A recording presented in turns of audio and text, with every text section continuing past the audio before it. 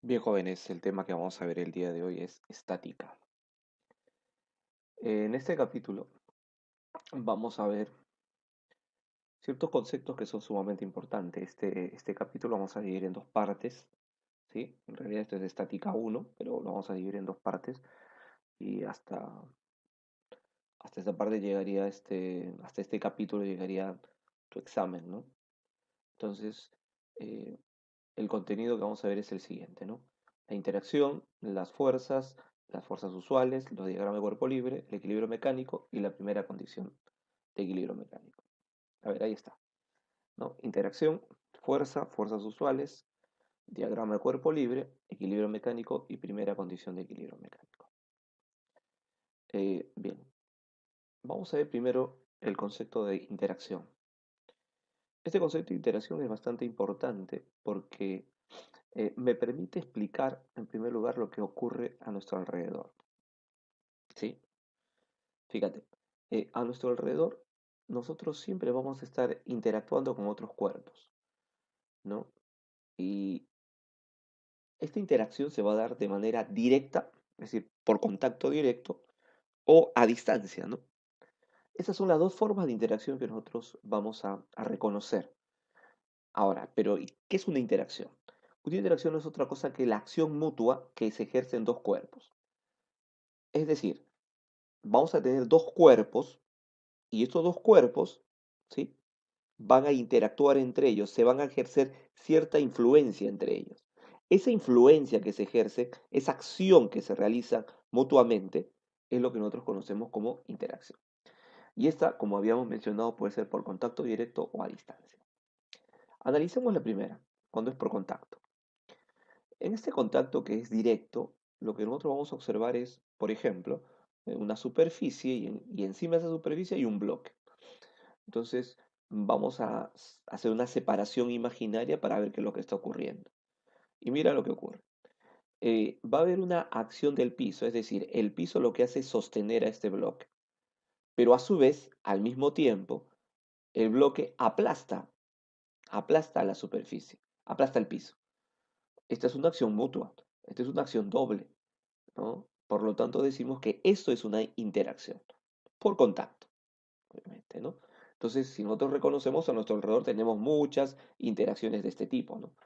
Cuando tú te sientas, estás interactuando con la silla. Cuando tú te apoyas en la carpeta, te apoyas precisamente tus brazos encima de ella. Cuando tú subes por una escalera, te apoyas en escalón, ¿no? Los escalones, ¿no? O cuando te pones de pie, simplemente te apoyas en el piso. ¿Está? Esa es una interacción por contacto. O imagínate que te recuestas contra la pared, ahí estarías interactuando con la pared. Ya, estas son las interacciones por contacto directo. Pero está la otra interacción también que es a distancia, ¿no? Esta interacción, por ejemplo, es la de gravedad. Pero no vamos a poner ese ejemplo, ¿no? Vamos a poner otro. Por ejemplo, dos imanes. Ah, mira, dos imanes. Tenemos norte acá y sur acá. ¿Qué se va a ejercer entre ellos? Pues una atracción mutua, ¿no? Porque norte y sur, los polos opuestos, se atraen. Entonces, mira, va a haber una acción del imán 2 jalando al imán uno y a su vez hay una acción del imán uno jalando, ¿no? Al imán 2.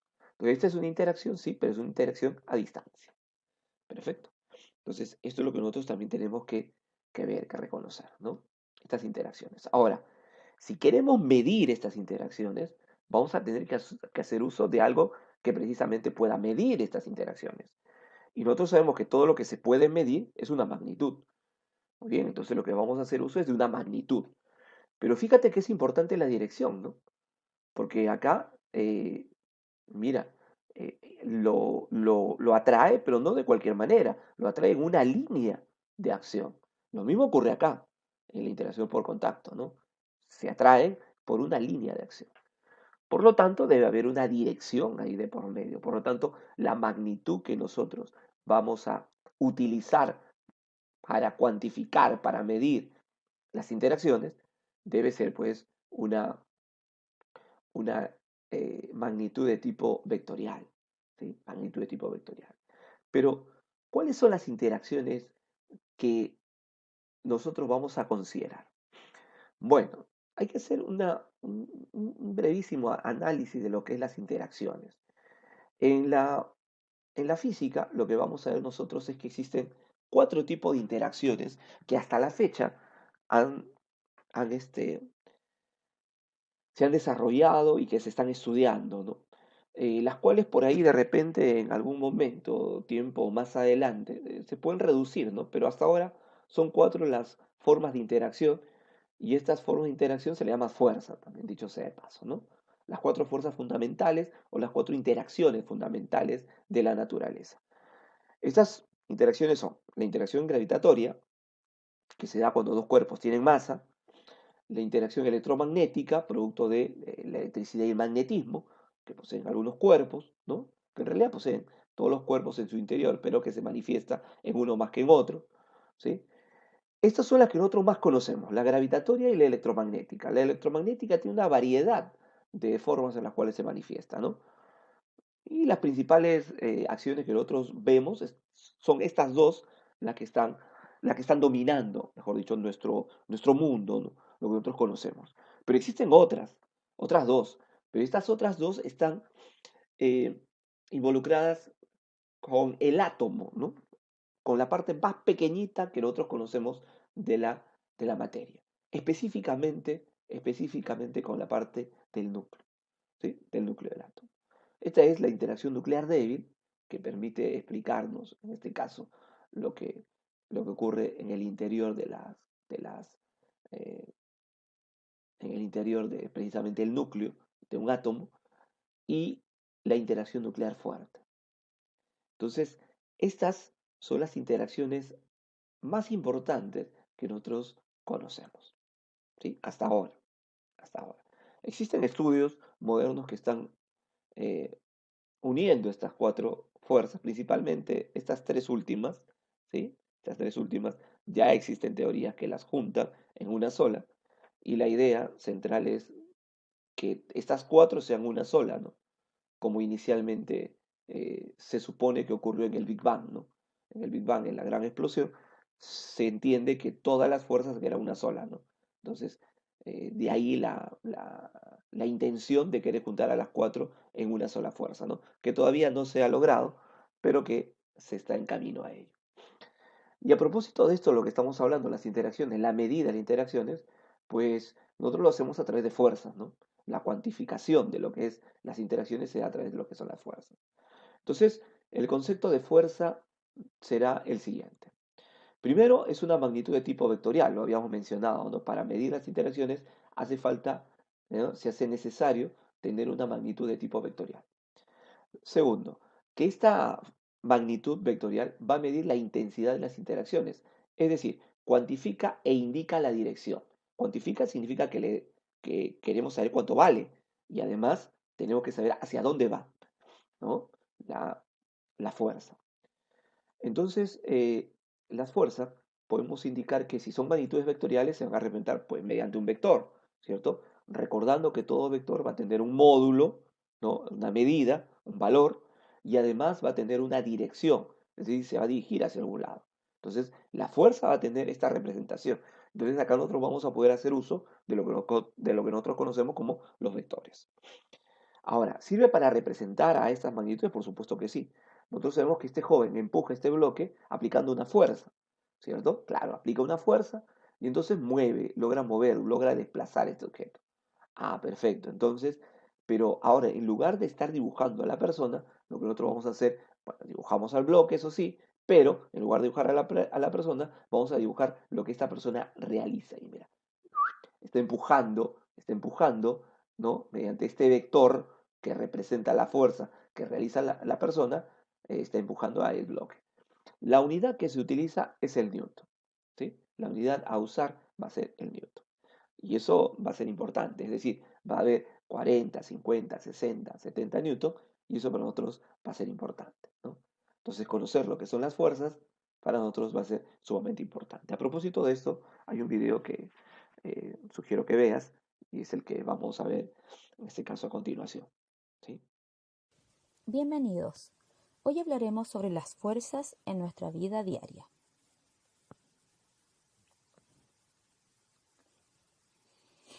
Para entender cómo influyen las fuerzas en nuestra vida diaria, primeramente aprenderemos sobre las leyes de Newton. Las leyes de Newton son la base de la mecánica y han ayudado a entender el movimiento planetario al combinarse con la ley de gravitación universal. Además, resultan ser determinantes para entender y explicar cómo funcionan las máquinas y cómo se diseñan los puentes, edificios, carreteras, entre otros. Las tres leyes de Newton son la inercia, la fuerza y acción y reacción.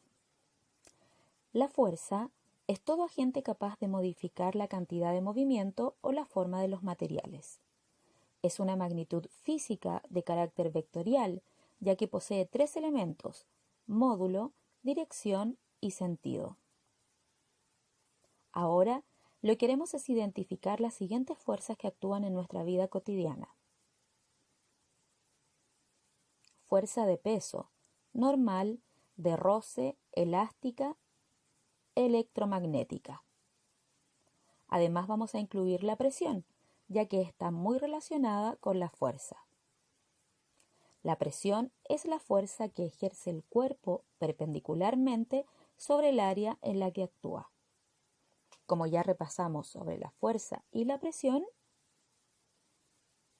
veamos un video donde se puede identificar la interacción entre las fuerzas en situaciones cotidianas.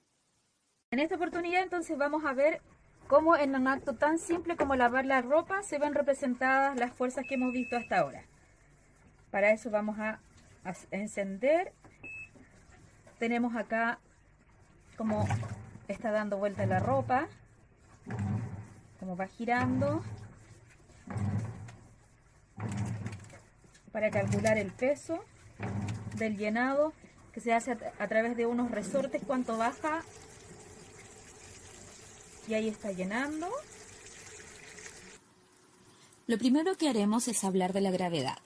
La gravedad es una de las 4 interacciones fundamentales observadas en la naturaleza y es la que impide que esta lavadora salga disparada hacia los cielos. Ahora, hablaremos sobre el peso, la fuerza-peso. El peso de un objeto es la fuerza de la gravedad sobre el objeto y se puede definir como el producto de la masa por la aceleración de la gravedad. Por lo tanto, se mide en newtons y su dirección es siempre perpendicular, representada en este caso con el vector de color verde. Es aquí donde haré referencia a otra fuerza ejercida sobre la lavadora, que es la fuerza normal. La fuerza normal se define como la fuerza que ejerce una superficie sobre un cuerpo apoyado sobre ella. Cuando la superficie en la que está apoyado el cuerpo es horizontal, como en el caso de la lavadora, la fuerza normal y la fuerza peso tienen la misma magnitud y dirección, pero en sentidos opuestos. Acá también mencionaré la presión, ya que está íntimamente relacionada con las fuerzas que estamos observando. Recordemos que cada vez que ejercemos una fuerza sobre un objeto, no solo lo hacemos en una dirección y un sentido, sino también sobre cierta área. Es ahí donde se ejerce la presión. En este caso, es la presión de la lavadora hacia el piso. Además, en esta sesión de lavado, una de las fuerzas fundamentales es la fuerza de roce, ya que por medio de ella se lava la ropa. Sabemos que la fuerza de roce es aquella que existe entre dos superficies en contacto, que se opone al movimiento entre ambas superficies o que se opone al inicio del deslizamiento. Existen 3 tipos de fuerza de roce: por deslizamiento, por rodamiento y en fluidos. Específicamente nos incumbe la que es de roce en fluido. Ahí está funcionando el sistema de lavado, va girando el agua y se lava la ropa por el roce que tiene la ropa con el agua, que permite que ésta vaya limpiando a través que se impregne el detergente. La fuerza elástica. Todos los materiales tienen en menor o mayor medida la capacidad de experimentar deformaciones elásticas. Sin embargo, cuando hablamos de un material elástico, nos referimos a un cuerpo que, al ser sometido a una fuerza externa, experimenta un cambio de forma visible y al desaparecer dicha fuerza vuelve a su estado original. Esto podemos verlo en los amortiguadores de movimiento que posee la lavadora y en los resortes del tambor. Además, Otra fuerza muy importante es la electromagnética y se hace evidente en la electricidad que utiliza la máquina lavadora, la cual es un conjunto de fenómenos producidos por el movimiento e interacción de las cargas eléctricas positivas y negativas de los cuerpos físicos. Hoy aprendimos que es muy fácil identificar las fuerzas en nuestra vida diaria cuando ya las conocemos. Muchos cariños y nos vemos en la próxima. Adiós.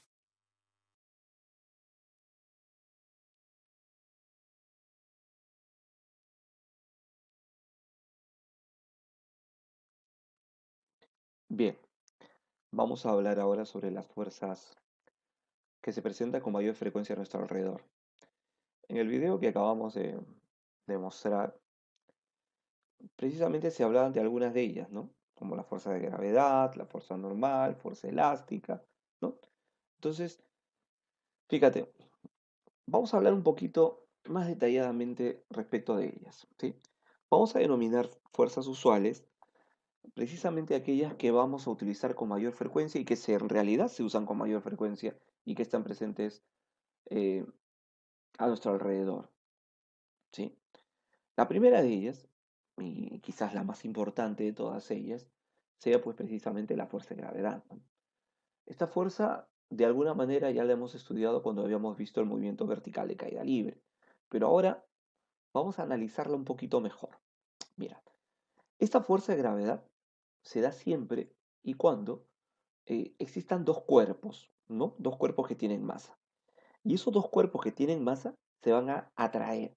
Por eso se dice que la fuerza de gravedad es una fuerza de atracción o una fuerza atractiva, ¿sí? No es una fuerza de repulsión, ¿no? Es una fuerza siempre de atracción. Primera, primera situación que nosotros tenemos que considerar. Segunda, actúa en todos los cuerpos. Es decir, no existe ningún cuerpo que se salve de la acción de esta fuerza. Todos los cuerpos van a estar sujetos a la acción de la fuerza de gravedad, por muy pequeños que sean, o por gigantes, con más razón, ¿no? Pero aquellos que son muy pequeños también están sujetos a la acción de la fuerza de la gravedad. Lo que pasa es que ahí se puede despreciar su efecto, ¿no? Pero no significa que no actúe. En tercer lugar, la forma en la cual se va a dibujar, porque recuerda que si es una fuerza se puede dibujar como un vector. Entonces, ¿de qué manera dibujo esto? Bueno, se dibuja desde el centro de los cuerpos, dirigido hacia el centro de la Tierra, ¿sí? Nosotros podemos decir que se dibuja de manera vertical, ¿no? Verticalmente hacia abajo.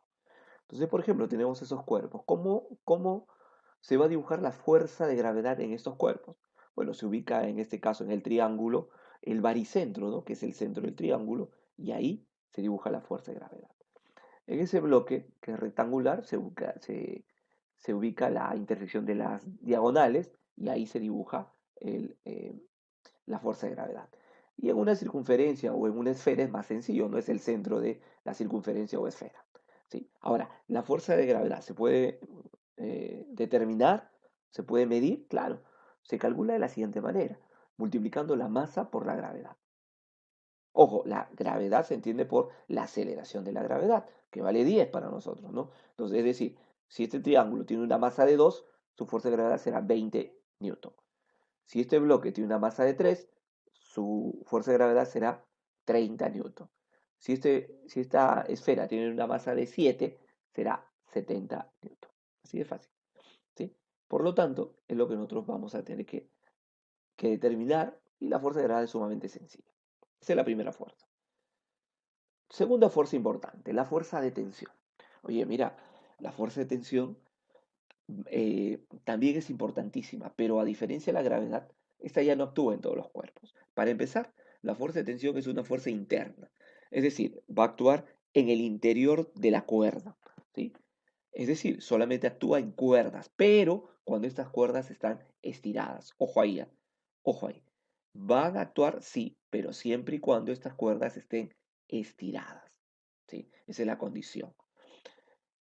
Ahora, ¿se va a dibujar? Claro que se dibuja. Y se dirige desde el cuerpo hacia afuera de él, en la línea misma de la cuerda. Profe, a ver, ¿cómo entendemos esto? Espérate. Vamos a dibujarlo para poder aclarar un poco mejor. Primero, si nosotros tenemos una cuerda, una cuerda, simplemente una cuerda, sin estirar, entonces ahí no hay fuerza de tensión, ¿no? Entonces, por ejemplo, esta cuerda está sin estirar, por lo tanto, acá no hay tensión. Pero ¿qué pasaría si a esta misma cuerda yo le amarro un bloque en la parte de abajo? Pues amarrar a un bloque, ¿no?, en la parte de abajo hace que esta cuerda se tense, es decir, se estire. Por lo tanto, acá sí va a haber, esta es una cuerda estirada, por lo tanto acá sí hay fuerza de tensión. Ahora lo quiero dibujar. Entonces, para dibujarlo voy a hacer cortecito imaginario, un corte imaginario. Y entonces, y ese corte imaginario, lo que hago es mencionar ya, ¿cuál es la función de la cuerda? Bueno, sostener al cuerpo, ¿no? Claro, pero mira lo que hemos mencionado. Se dirige desde el cuerpo, ¿no?, hacia afuera de él, pero en la línea de la cuerda. Entonces, esta va a ser la forma, ¿no? Desde el cuerpo, ¿no?, hacia afuera de él, en la misma línea de la cuerda. Ahí está. En otras palabras, lo que vamos a decir es que las cuerdas siempre jalan a los objetos. Esto es cierto, ¿no? Nunca vamos a encontrar una cuerda que puede empujar, ¿no?, a un objeto. Eso no ocurre. Las cuerdas nunca empujan. Lo que sí hacen es jalar, ¿no? Jalan a los cuerpos, ¿sí?, para poder moverlos. Eso es importante también de recordarlo. La otra fuerza importantísima es la fuerza normal. Cuando hablamos de la fuerza normal, primero, esta es una fuerza de naturaleza electromagnética, ¿sí? Y esta fuerza actúa cuando un cuerpo se apoya en otro. Mira, fíjate, actúa cuando un cuerpo se apoya en otro. ¿Qué más? Se dirige siempre hacia el cuerpo. Eso es importante. Y otra cosa es que actúa en forma perpendicular a la superficie de contacto. Mira, estas dos cosas son importantes. La voy a dibujar dirigido al cuerpo, pero formando un ángulo de 90 grados con la superficie de contacto. Cuidado ahí, ¿eh? Entonces, a ver, ¿cómo hacemos para graficar? Primero, tenemos que decir, mira, ¿este bloque verde se apoya en este piso? Sí, por lo tanto, está cumpliendo con esta parte. Actúa cuando un cuerpo se apoya en otro, sí. Por lo tanto, acá va a haber una fuerza normal. ¿Qué otra cosa más tengo que considerar? ¿Ya? Lo otro que tengo que considerar es que debe formar 90 grados, ¿ya?, y se debe dirigir hacia el cuerpo. ¿Debe apuntar hacia el cuerpo? Sí, así es. Debe apuntar hacia el cuerpo. Se dirige al cuerpo. Apunta al cuerpo. Mira, acá estuvo bastante fácil. Pero no siempre las superficies van a ser horizontales. Vamos a encontrar, por ejemplo, esta situación, una superficie inclinada. Y acá vamos a tener el bloque que también se apoya sobre esta superficie inclinada. Por lo tanto, acá en esta parte debe haber una fuerza normal. Recuerda, es perpendicular y forma 90 grados, ¿sí? Forma 90 grados y apunta hacia el cuerpo. Entonces, vamos a ver eso. Ahí está. Forma 90 grados y apunta, se dirige hacia el cuerpo. Ahí está. Y algunas veces vamos a encontrar esta situación, ¿no? Obviamente por acá debe haber otras fuerzas, pero me interesa solamente acá, el contacto que hace con la pared. Mira, yo sé que acá debe haber, acá en esta parte, donde está en contacto con la pared, debe haber una fuerza normal. Esa fuerza debe formar 90 grados con la pared y a su vez estar dirigido hacia la esfera. Y ahí está apuntando a la esfera. Entonces, esta será, en este caso, la fuerza normal. Y ahora veamos la última fuerza, que es la fuerza elástica. ¿Sí? La fuerza elástica, veamos. La fuerza elástica es una fuerza interna, actúa en los resortes deformados. Recuérdese que los resortes pueden ser estirados o comprimidos, ¿sí? Eso también es importante.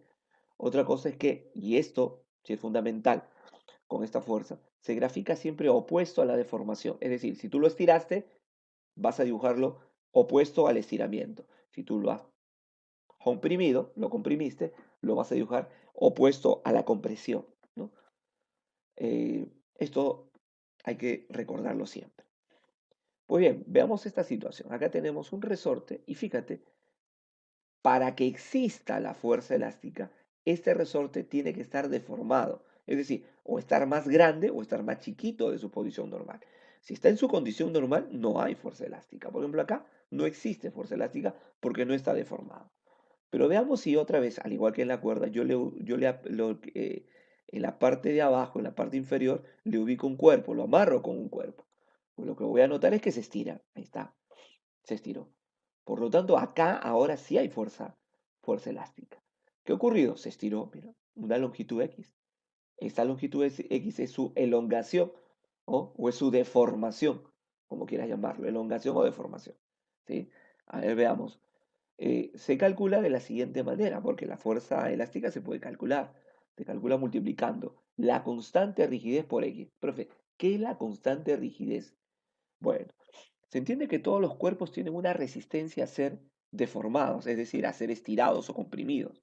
¿Sí? Algunos resortes tienen una mayor intensidad para poder resistir precisamente eso, ¿no? Capacidad para poder aguantar la deformación. A eso le llamamos cuán rígido puede ser un resorte. Vamos a ver esto, por ejemplo, en los lapiceros, ¿no? Hay unos lapiceros que tú aplastas y sale la punta, ¿cierto? Y esto funciona como un resorte. Algunos de nosotros hemos sacado ese resorte y lo hemos estirado y ya no puede volver a su condición normal. ¿Por qué? Porque fue muy fácil deformarlo. Es decir, su rigidez no fue mucha, su rigidez fue muy pequeña, fue muy débil, ¿no? Entonces, no era tan rígido que digamos. Pero existen otros resortes, como por ejemplo lo de las motocicletas, de los autos, ¿no? Que son como amortiguadores. Entonces, esos resortes, por ejemplo, son sumamente fuertes, ¿no? Si tú intentas deformarlo, vas a ver que es prácticamente imposible. Tendrías que actuar una gran fuerza para poder deformarlo. Claro, esto se explica por la rigidez que tiene, ¿ah? Por la rigidez que tiene. O sea, ha sido elaborado, ha sido construido con una rigidez muy alta para que pueda soportar, ¿no? Grandes fuerzas, ¿no? Para que no lo pueda deformar de manera tan sencilla. Entonces, a eso se le llama rigidez. Entonces, multiplico la rigidez que tiene el resorte por la deformación. Esa rigidez, por, eh, por lo general, siempre te da de información, ¿no? Entonces sería la constante rigidez multiplicado por la deformación del resorte. Y esas serían las cuatro fuerzas que en las cuales nosotros tendríamos que tener en cuenta para poder eh, primero dibujarlas y luego ver la siguiente parte que es el diagrama, perdón, luego del diagrama de fuerzas, ver lo que es la primera condición de equilibrio mecánico. ¿Sí?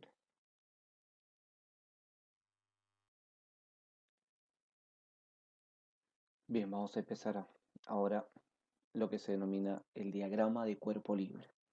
Fíjense, una vez que nosotros conocemos las fuerzas las cuales son cuatro, ¿no? Fuerza de gravedad, fuerza de tensión, fuerza normal y fuerza elástica, nosotros tendríamos que dibujarlas bien para luego proceder recién a lo que corresponde con identificar el equilibrio mecánico y luego aplicar la primera condición de equilibrio mecánico. Entonces, veamos lo siguiente. ¿A qué le llamamos un diagrama de cuerpo libre? Es el dibujo de las fuerzas que actúan sobre un cuerpo. Eso es todo. Por ejemplo, tengo a esta esfera que se está apoyando pues en una pared y está sujeta a su vez por una cuerda. Entonces yo tengo que dibujar qué fuerzas son las que actúan sobre este cuerpo. Entonces la primera fuerza que yo sé que siempre actúa sobre cualquier cuerpo es la fuerza de gravedad. Por lo tanto, es la primera que yo voy a dibujar, fuerza de gravedad. A continuación, noto que acá hay una cuerda, por lo tanto, voy a dibujar la fuerza de tensión. Fíjate, lo he dibujado, ¿sí? Desde el cuerpo, ¿no? Saliendo del cuerpo, ¿no? Alejándose del cuerpo, pero en la misma recta que la tensión, ¿no? La misma recta que la cuerda, en todo caso, ¿sí? Y bueno, sabemos que acá choca con una pared, por lo tanto ahí hay una fuerza normal, se apoya en una pared, por lo tanto hay una fuerza normal que forma 90 grados y que apunta hacia el cuerpo, ¿sí? Esas serían las tres fuerzas que actúan sobre este cuerpo, ¿está? Y a eso le llamamos el diagrama de cuerpo libre. Veamos otro ejemplo. Ah, mira, acá es un poco más complejo, porque acá tenemos cuerpo A, cuerpo B, cuerpo C, y a su vez están unidos por cuerdas, por tres cuerdas, una cuerda, segunda cuerda y tercera cuerda, que a su vez están unidas en este punto. Entonces, acá en realidad se van a hacer cuatro diagramas de cuerpo libre, ¿no? Entonces vamos a hacer uno por uno. Vamos a empezar por los más fáciles. Vamos a empezar por B y por C, ¿no? ¿Y por qué lo dejamos A? Porque acá está sujeto a otras fuerzas. Entonces empecemos por lo más sencillo. Empecemos, por ejemplo, por B. ¿Qué observamos en B? Observamos que en B primero tiene su fuerza de gravedad. Ahí está, fuerza de gravedad. A continuación va a tener la fuerza de tensión. Mira, ahí está, la fuerza de tensión. ¿Sí? Esta cuerda le llamamos cuerda 1, por lo tanto está la fuerza de gravedad de B y la tensión 1 que va para arriba. Ahí queda. ¿No existe ninguna otra fuerza más? No, pues porque sobre él no está actuando ni la fuerza elástica, ni tampoco se apoya en ninguna superficie. Por lo tanto, tampoco hay normal acá. Solamente está la gravedad y la tensión. Vamos a analizar al cuerpo C, que debe ser algo similar, ¿no? Porque vemos que no se apoya y no es resorte. Entonces acá actúa la fuerza de gravedad de C, actúa la tensión, que en este caso le llamaremos tensión 2, y son las únicas que actúan sobre ese cuerpo C. ¿Está? Uy, nótese que acá hay la cuerda 1 y acá está presente la cuerda 2. Esta cuerda 2, mira, da la vuelta por acá por la polea y se une con la cuerda 1 precisamente en este nudo. Voy a analizar ese nudo. Fíjate, yo sé que ahí actúa la tensión 1. ¿Ya está? Sé que también va a actuar la tensión 3, que le denomino 3, la que está por este lado. Y también actúa la tensión 2, ¿no? La que está unido con el cuerpo C. Estas son las tres fuerzas que actúan en ese nudo, ¿sí? Sobre el cuerpo. Obviamente el nudo no va a tener fuerza de gravedad, ¿no? Se entiende que no. ¿Sí? Por lo tanto, esas son las tres fuerzas que actúan sobre ese nudo. Ahora analicemos qué le pasa al bloque A. Mira, el bloque A, dado que acá hay una tensión 3, soporta la acción, ¿no? Es jalado por una cuerda, que en este caso es la cuerda 3, esa es la fuerza que voy a dibujar.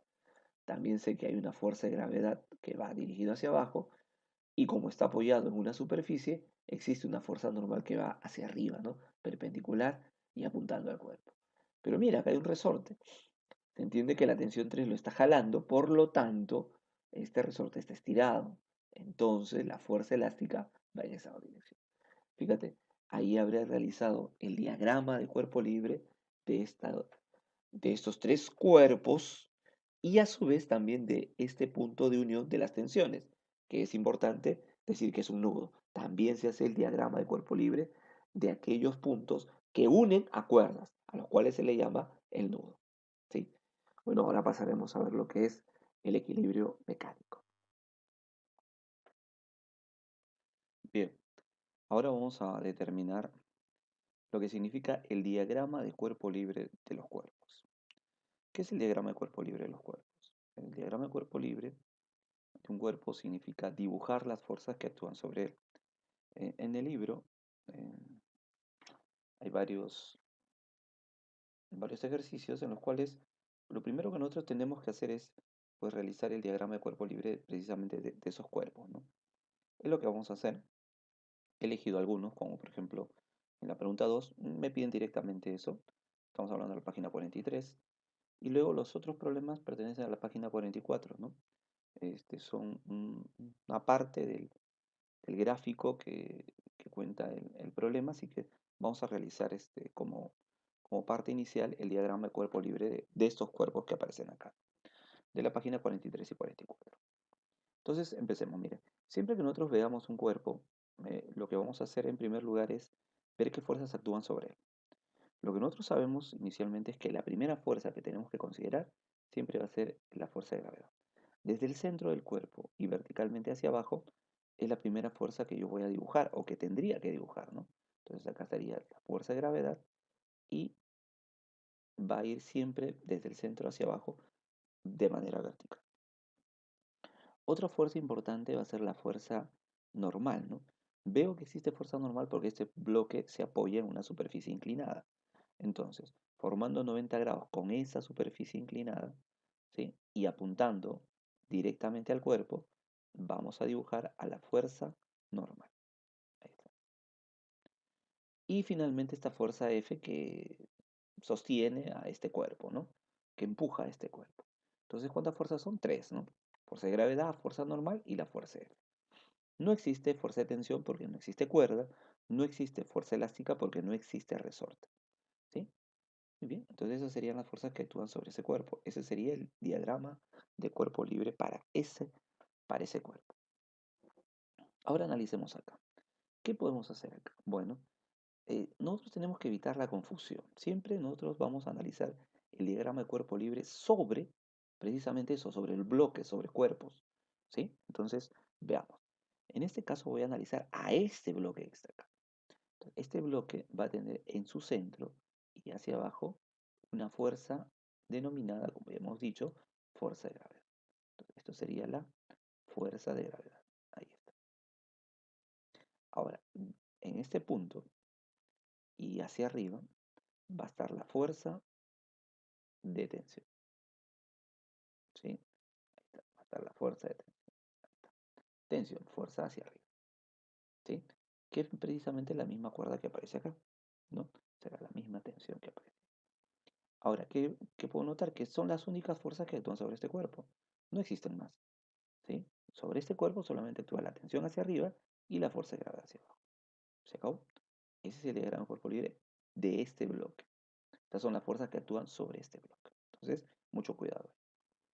Vamos ahora a este cuerpo que está apoyado sobre una superficie eh, mediante una fuerza de 200 newtons. Entonces, primero ubico su centro, en el centro de este cuerpo, y hacia abajo debe estar su peso, ¿no? El peso de esta, que es precisamente la fuerza de gravedad. Ahí está, la fuerza de gravedad.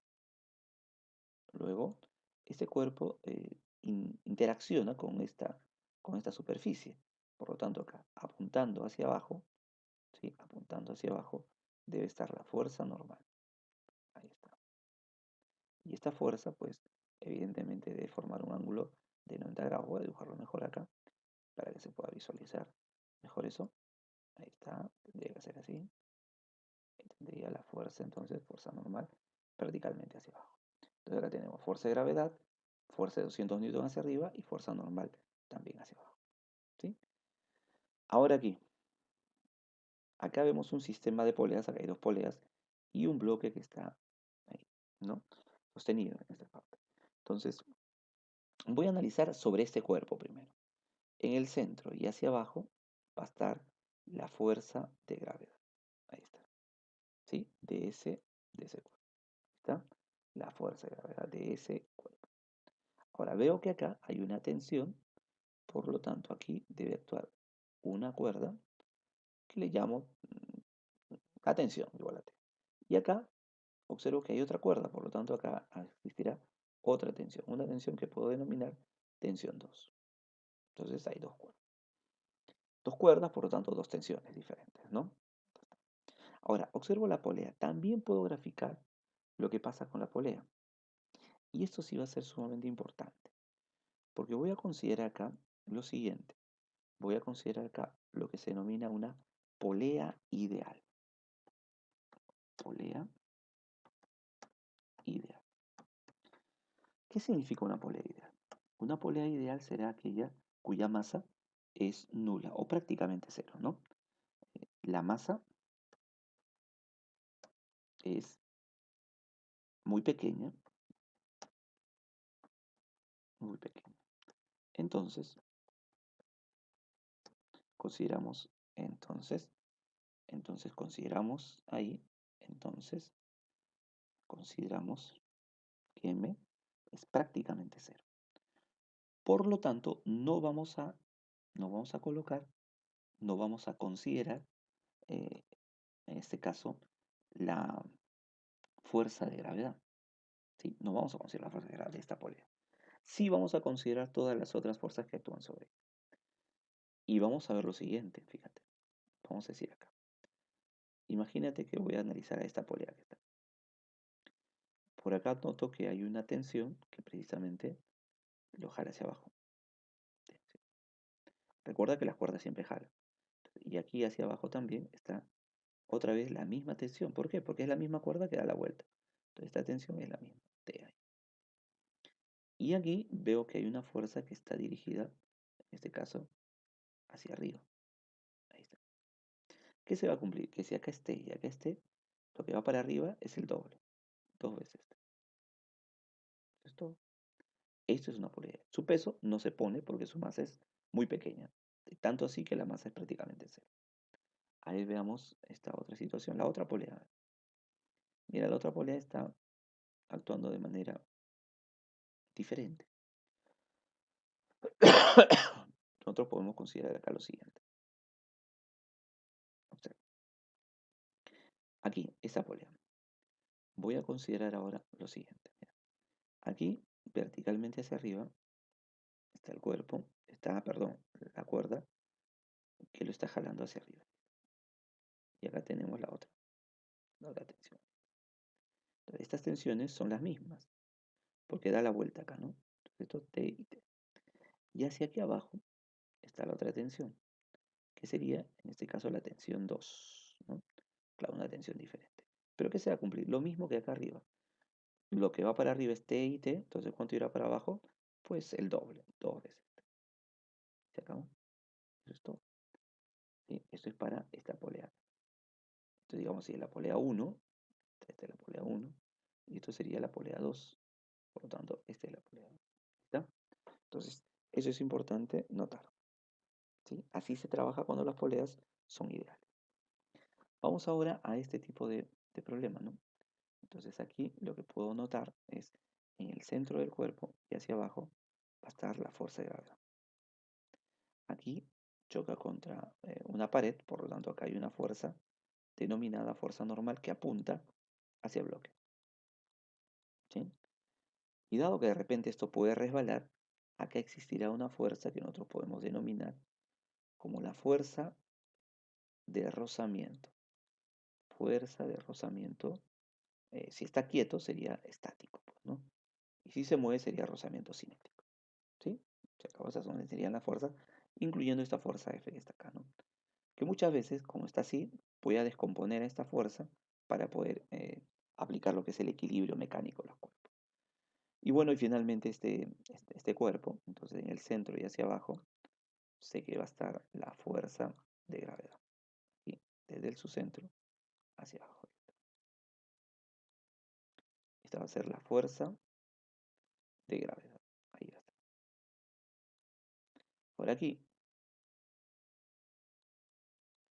va a estar la fuerza de tensión. Y por acá está la fuerza.